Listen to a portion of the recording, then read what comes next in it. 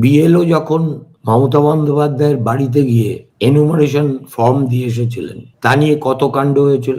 তার নিজের কাগজ, নিজের চ্যানেল সর্বত্র বলে দেওয়া হয়েছিল বিএলওদের কাছ থেকে মুখ্যমন্ত্রী নিজ স্বহস্তে এনুমারেশন ফর্ম গ্রহণ করেছে। আর তার পরপরই একেবারে স্বভাবজাত মিথ্যে বলার নৈপুণ্যের সঙ্গে মমতা বন্দ্যোপাধ্যায় এই খবরকে নস্যাৎ করে দিয়ে বললেন যে এরকম কোনো কিছু ঘটেইনি।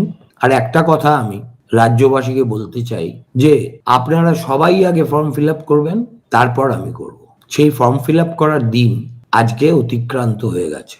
ঠিক তার আগে নির্বাচন কমিশনের কাছে মমতা বন্দ্যোপাধ্যায়ের enumeration form duly filled up and signed চলে এসেছে। সেই জন্যই আমি থাম্বনেলটা করলাম, সেই মল খসালে তবে লোক কেন হাসালে। এসআইআর করতে দেব না, হয়ে গেল।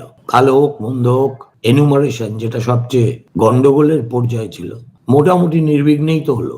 16 তারিখ খসড়া ফল বেরোবে, তারপর থেকে ক্লেমস অ্যান্ড অবজেকশন, 40 দিন সময়, তারপর ফাইনাল রেজাল্টও বেরিয়ে যাবে। তার মানে আমরা এখন থেকে ধরে নেব মুখ্যমন্ত্রী যে কাজটা করবেন না বলবেন তার ফল ঠিক উল্টো হবে। এসআইআর করতে দেব না, ওয়াক অফ আইন চালু করতে দেব না, এইভাবে বলতে বলতে বলতে বলতে একটা সময় তো আসবেই যে ঘুঘুর ধান খাওয়া বমাল গ্রেপ্তার হবে।